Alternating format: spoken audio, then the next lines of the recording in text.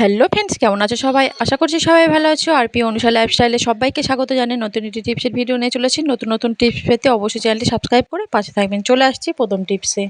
আর আমরা যখন পটল ছাড়াই বা পটল কাটি, আমরা বটি বা ছুরি দিয়ে কাটতে যাই, তখন কী হয়, ছুরিটা দিয়ে কাটলে কিন্তু অনেকটা সময় লাগে, কাটতে চায় না। আর খোসাটা কিন্তু অনেক বাদ দিয়ে আমাদের ছাড়াতে হয়। দেখুন কতটা বাদ দিয়ে ছাড়াতে হচ্ছে, আর অনেকটা কিন্তু আমাদের টাইমও লেগে যায় যখন বটি বা ছুরি দিয়ে এই পটল ছাড়াবো বা পটলটা কাটতে যাব। আর পটল যদি আমরা ছুরি দিয়ে এইভাবে বাঁধিয়ে ছাড়িয়ে নেওয়া হয় বন্ধুরা, দেখুন কতটা কিন্তু পটল বাদ চলে যাচ্ছে। দেখুন পটলের খোসার সঙ্গে আমাদের কিন্তু অনেকটা দাম দিয়ে এই পটলটা কিনতে হয়। তাই আমরা যদি এইরকম দেখুন আলু, যেটাতে ছুলি আলু ছোলা, সেটা দিয়ে যদি এইভাবে খুব সুন্দর করে তাড়াতাড়িও হয়ে যাবে, আমাদের অনেকক্ষণ ধরে বসে থেকে আমাদের পটলটা ছাড়াতে হবে না। এভাবে আমরা খুব তাড়াতাড়ি কিন্তু পটলটা ছাড়িয়ে নিতে পারবো। দেখুন আলু ছোলাটা নিয়ে নিয়েছি, আলু ছোলা দিয়ে যদি আমরা ছাড়িয়ে নিই, পটল অনেকটা বাদও যাবে না, আর খুব তাড়াতাড়ি কিন্তু আমরা ছাড়িয়ে নিতে পারবো। এইভাবে কিন্তু আপনারা বাড়িতে অবশ্যই এই টিপসটা অ্যাপ্লাই করবেন যখনই পটল কাটবেন বা ছাড়াবেন। চলে আসছি পরবর্তী টিপস। আর দেখুন বন্ধুরা, ফ্রিজে যখনই মাছ রাখা হয়, মাছটা কি হয়, একদম কিন্তু বরফ হয়ে যায়। আর আমাদের অনেক সময় দেখা যায় সকালবেলা সকাল সকাল রান্না করতে হয়, তাড়াতাড়ির মধ্যে থেকে আমরা কিন্তু মাছটা কিছুতেই বরফ ছাড়তে চায় না। আর দেখুন আমি তার জন্য কি করছি, কয়েক মিনিটের মধ্যে কিন্তু মাছটা ছেড়ে যাবে খুব তাড়াতাড়ি। আমি কি করছি দেখুন বন্ধুরা, আমি জল অল্প করে উষ্ণ করে নিয়েছি, উষ্ণ গরম জল নিয়ে নিয়েছি, একটু গরম হলেই ভালো হবে।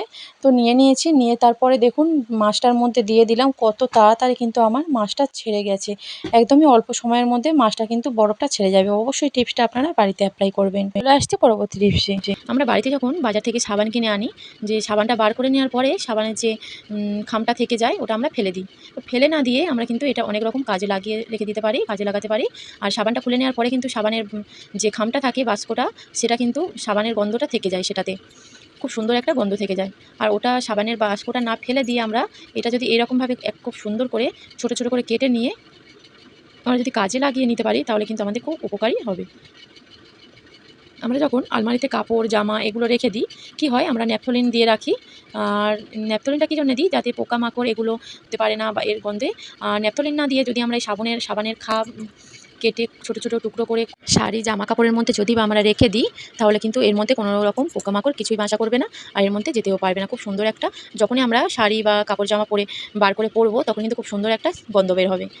আর এই টিপসটা আপনাদের কেমন লাগলো অবশ্যই কমেন্ট করে জানাবেন। আর যে সকল বন্ধুরা আমার চ্যানেলে আগে থেকে সাবস্ক্রাইব করেছেন, তাদেরকে অনেক অনেক ধন্যবাদ, অনেক ভালোবাসা। যারা নতুন আসছো, অবশ্যই ভিডিওটা ভালো লাগলে চ্যানেলটি সাবস্ক্রাইব করে পাশে থাকা বেল আইকনটি প্রেস করে অল বাটনটি প্রেস করে দেবেন। যখনই আমি নতুন নতুন ভিডিও ছাড়বো, তখন আপনাদের কাছে তাড়াতাড়ি নোটিফিকেশান চলে যাবে। সাবানের যে খামটা অর্ধেকটা আমি রেখে দিয়েছিলাম, সেটা নিয়ে আমি কি করছি দেখুন, যেটা অর্ধেক রেখেছিলাম ওটা পুরোটা দিলেই হবে, বা কেটে এরকমভাবে ছোট করে দিলেও হবে। আমি কি করছি দেখুন, যে আমরা খাট বিছানা থাকে আমাদের, খাটের তোশকের নিচে যদি আমরা এটা দিয়ে রেখে দিই, কিন্তু খাটে আমাদের কোনো রকম ছাড় পোকা বা পোকামাকড় বাসা বাঁধতে পারবে না। আমি একটা মধুর শিশি নিয়েছি, আর মধুর শিশি যখন আমরা মধু ঢালি, তো তখন দেখা যায় বোতলের যে ঢাকাটা আছে ওখানে লেগে থাকে, চারিদিকে লেগে থাকে। তার জন্য কিন্তু এর মধ্যে একটা পিঁপড়ে বা মাছি এগুলোর উপদ্রব কিন্তু প্রচুর দেখা যায়। আর যেখানে রাখি তখন কিন্তু সেখানে প্রচুর ওইসবের উপদ্রব দেখা যায়। তাই আমি কি করছি দেখুন, সর্ষের তেল নিয়ে নিয়েছি, আর নিয়ে যে মধুর ঢাকাটা আছে ওখানেই দিয়ে দিচ্ছি, আর মধুর ঢাকাটার মধ্যেও দিয়ে দিচ্ছি। দিয়ে আর এইভাবে যদি আমরা রেখে দিই, তখন কিন্তু যেখানে এই মধুর শিশিটা রাখবো, সেখানে কিন্তু আর মাছি পিঁপড়ের এগুলোর উপদ্রব থাকবে না। আর মধু তো আমরা সবাই জানি যে মধুর আমাদের কতটা উপকারী, বাচ্চা থেকে বড়দের। তো মধু খেলে আমাদের কিন্তু অনেকটাই উপকার লাগে। তাই আমরা যদি এইভাবে রেখে দিই, এটা অনেক কিন্তু সুরক্ষিত থাকবে। এর মধ্যে কিন্তু কোনো রকম পিঁপড়ে বা মাছি লাগবে না। অবশ্যই বাড়িতে টিপসটা অ্যাপ্লাই করবেন। চলে আসছি পরবর্তী টিপস। আর দেখুন বন্ধুরা, আমরা যখন কোথাও বেড়াতে যাই, কখনো তো আমরা তো ব্রাশটা নিয়ে যাই ব্রাশ করার জন্য দাঁতটা। তো তখন দেখা যায় ব্রাশ কিন্তু আমরা ব্যাগের মধ্যে রেখে দিই। কখনো হয়তো ছড়িয়ে ছিটে পড়ে থাকে, একসঙ্গে কিন্তু আমরা যখনই ব্রাশ করতে যাব, তখন কিন্তু ব্রাশটা হাতের কাছে পাই না। অনেকটাই মুশকিল হয়ে যায়। অনেকটা সময়ও নষ্ট হয়ে যায় যখন ব্রাশটা খুঁজতে হয়। আর একটা ব্রাশের সঙ্গে আরেকটা ব্রাশ যদি অন্যজনের ব্রাশ যদি লেগে থাকে, তখন কিন্তু অনেকটাই ক্ষতিকর হয়ে থাকে। আর তার জন্য আমি কি করছি দেখুন, একটা রুমাল নিয়েছি। তো রুমালের মধ্যে দেখুন আমি একটা করে ব্রাশ, দেখুন রুমালটার একটা ব্রাশ দিয়ে দিলাম। দেওয়ার পরে রুমাল আর ব্রাশটা কিন্তু আমি দেখুন গুলিয়ে দিচ্ছি। একবার এক ভাগ করে এইভাবে দিচ্ছি, দিয়ে কিন্তু আরেকটা আমি ব্রাশ দিয়ে দিলাম। দেওয়ার পরে একইভাবে কিন্তু গুলিয়ে, তো আমি আরেকটা ব্রাশ দিয়ে এইভাবে মুড়ে নিলাম। তো নেওয়ার পরে দেখুন আমি আ যে মুখটা যেদিকে আছে ব্রাশের, সেদিকটা একটু মুড়ে দিয়ে আরেকটা রাবার ব্যান্ড দিয়ে ভালো করে আমি এটা বেঁধে দিলাম। দেওয়ার ফলে কিন্তু এটা আর কোথাও নড়বে না চড়বে না। আর কোনো রকম কিন্তু আমাদের যখনই আমরা ব্রাশ করতে যাব, তো তখন কিন্তু আর কোনো রকম আমাদের ব্রাশটা খুঁজতেও হবে না। আর একটা ব্রাশের সঙ্গে আরেকটা ব্রাশও কিন্তু লেগেও যাবে না। দেখুন ব্রাশগুলো কিন্তু অনেকটাই একদম সেভ হয়ে আছে। একটার পরে আরেকটা কিন্তু কোনো রকম কারো সঙ্গে জড়িয়ে নেই।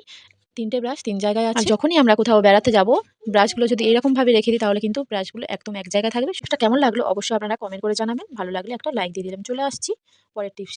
আর বন্ধুরা যখন আমরা রাত্তিরে শোয়ার সময় বিছানায় উঠে যাই, আর তখন দেখা যায় অনেক সময় আমাদের ওষুধ নানা রকম জিনিস কিন্তু আমাদের হাতের কাছে প্রয়োজন লাগে। তো সেগুলো বিছানায় না থাকার জন্য আমরা কিন্তু অনেক সময় বিছানার উপরে উঠে গিয়েও কিন্তু আমাদের আর নিচে ভালো লাগে না। বিশেষ করে যদি বয়স্করা এরকমভাবে যায়, তো তখন কিন্তু আমাদের সাহায্য নিতে হয় তাদের। আর সবসময় কিন্তু আমাদের হাতের কাছে তারা পায় না। তো তার জন্য আমরা যে সবসময়ের জন্য একটা কাজ আমরা অর্গানাইজার করে নিতে পারি বাড়িতে। তো আমাদের বাড়িতে কম বেশি সবার কাছেই কিন্তু এরকম জুয়েলারি ব্যাগ থাকে। তো জুয়েলারি ব্যাগের ভিতর যদি আমরা এইভাবে সবকটা জিনিস কিন্তু দিয়ে দিতে পারি। এর মধ্যে কিন্তু আরো অনেক অন্য কিছু জিনিসও ধরে যাবে। দেখুন অনেকটাই ফাঁকা আছে। তো ব্যাগের চেনটা দিয়ে দেওয়ার পরে আমরা যদি কোনো রকমভাবে কোনো বালিশের নিচে বা যে যেখানে থাকবে তার সেখানেই যদি আমরা রেখে দিই, তখন কিন্তু এগুলো ছড়িয়ে ছিটিয়ে থাকবে না। হাতের কাছে কিন্তু খুব সহজেই পেয়ে যাবে। আর একটা জুয়েলারি ব্যাগ দিয়ে কিন্তু আমরা সুন্দর একটা অর্গানাইজার তৈরি করে নিলাম। কেমন লাগলো টিপসটা অবশ্যই আপনারা কমেন্ট করে জানিয়ে দেবেন। ভালো লাগলে একটা লাইক দিয়ে দেবেন। চলে আসছি পরবর্তী টিপসে। আর দেখুন বন্ধুরা আমি একটা বটি নিয়েছি। আর বটি সবসময় আমরা সবজি কাটি। তো আলু সবজি-টবজি কাটার পরে আমরা কিন্তু এটা ধুয়ে প্রতিদিন রাখতে পারি না। দেখুন আর বটিটাতে কিন্তু সবজি কাটার ফলে কিন্তু এই দেখুন সাদা একটা দাগ হয়ে আছে। আর সবসময় তো আমরা এটা ধুয়ে রাখতে পারি না। আর একটু নোংরাও হয়ে থাকে। এই নোংরা হওয়ার ফলে কিন্তু বটিটাতে কিন্তু জং লেগে যায় আর ধারটাও অনেক সময় কমে যায়। আর ধার দিতে গেলে কিন্তু আমাদের বাজারে নিয়ে যেতে হবে। আর সবসময় কিন্তু ধারওয়ালাকে আমরা পাবো না হাতের কাছে। আর বাজারে নিয়ে গেলে কিন্তু অনেকটাই আমাদের খরচা সাপেক্ষ টাকা দিয়ে আমাদের এটা বটিটা ধার দিয়ে দিতে হবে। তাই আমাদের বাড়িতে যদি কিছু জিনিস দিয়ে আমরা বটিটা ধার দিয়ে দিতে পারি তাহলে কিন্তু আমাদের অনেকটাই সুবিধা হয়ে থাকবে। আর দেখুন আমাদের বাড়িতে তো সবার বাড়িতে নেল পালিশ থাকে। তো নেল পালিশ তো নিয়েছি। নেল পালিশের পিছনটা একটু ধারালো হয়। তো খসখসের মতো হয়। ওটা দিয়ে কিন্তু আমি খুব ভালো করে দেখুন বটিটা ধার করে নিতে পারবো। বাড়িতে যদি কিছু জিনিস দিয়ে যদি বটিটা ধার করে নিতে পারি, তাহলে কিন্তু আমাদের কোনো রকম বাজারেও যেতে হবে না। আর কোনো রকম টাকা পয়সাও আমাদের খরচা হবে না। দেখুন খুব সুন্দর করে কিন্তু আমি বটিটা ধার দিয়ে দিচ্ছি। কেমন লাগলো টিপসগুলো অবশ্যই আপনারা কমেন্ট করে জানাবেন। আর আমরা যদি বাড়িতে এরকমভাবে টিপসগুলো ফলো করে থাকি তাহলে কিন্তু আমাদের আর বাজারেও অনেক সময় যেতে হবে না। কোনো রকম কিন্তু কোনো আমাদের অসুবিধা। চলে আসছি পরবর্তী টিপসে। আর বাচ্চা থেকে বড় সবাই এই বুট জুতো ইউজ করে। আর এই বুট জুতো যদি যখন বিশেষ করে বাচ্চাদের ক্ষেত্রে যখন স্কুলে যায় তখন এই বুট জুতো পরে যায়। আর প্রতিদিনের ন্যায় যখন স্কুলে যেয়ে যখন বুটটা নোংরা হয়ে যায় তখন শুকোতে দিতে হয়। তা এটা কেচে যখন শুকোতে দিতে হয় তখন দেখা যায় এইভাবে যদি আমরা দিই কিন্তু এই জলগুলো এসে যে নিচের দিকে এসে জমে কিন্তু তখন কিন্তু অনেকটাই সময় লেগে যায়। অনেকদিন সময় লাগে বুটটা শুকাতে। আর যদি এইভাবে যদি শুকোতে দেওয়া হয় কিন্তু বুটের যে সামনের দিকটা ওখানে গিয়ে কিন্তু জলটা বেঁধে থাকে। আর জলটা কিছুতেই যেতে চায় না, অনেক টাইম লাগে আর অনেকদিন সময় থেকে লেগে যায়। আর বাচ্চারা স্কুলে পড়ে যাওয়ার জন্য কিন্তু খুব অসুবিধা হয় তখনই। এই মোটা বুটটা শুকোচ্ছে না, আমরা তখন কি করব? একটা সলিউশন বার করে নিতেই তো হবে। আর বাজার করতে গেলে অনেক সময় এরকম ক্যারি ব্যাগ আমাদের দিয়ে থাকে। কোনো সবজি বা অন্য কিছু বাজার করার সময় দেখা যায় এই ক্যারি ব্যাগগুলো দিয়ে থাকে। কিন্তু এই ক্যারি ব্যাগগুলো আমরা কখনো বা ফেলে দিই, আর কখনো এগুলো পুড়িয়ে দিই। আর এগুলো ফেলে না দিয়ে যদি আমরা বুট জুতো যখন আমরা কাচবো বা ধুয়ে দেবো, তখন যদি বুটের যে ক্যারি ব্যাগের যে ডান্ডাটা আছে ওটার মধ্যে দিয়ে দেখুন আমি যেইভাবে লাগিয়ে নিচ্ছি, বুটটা ওইভাবে লাগিয়ে নিয়ে যদি কোথাও একটা জায়গায় বাইরে শুকোতে দিই তাহলে কিন্তু আমাদের এই বুট জুতোটা খুব তাড়াতাড়ি শুকিয়ে যাবে। আর জলও তাড়াতাড়ি ঝরে পড়বে। দেখুন কোথাও আটকানোর কিন্তু জায়গা নেই। জলটা খুব সুন্দরভাবে ঝরে যাবে। এইভাবে যদি কোথাও দেখুন আটকে রাখি ক্লিপ দিয়ে, তো আমাদের বুটটাও খুব তাড়াতাড়ি শুকিয়ে যাবে। কোনো রকম আমাদের স্কুলে গিয়ে বাচ্চাদের বকাও খেতে হবে না।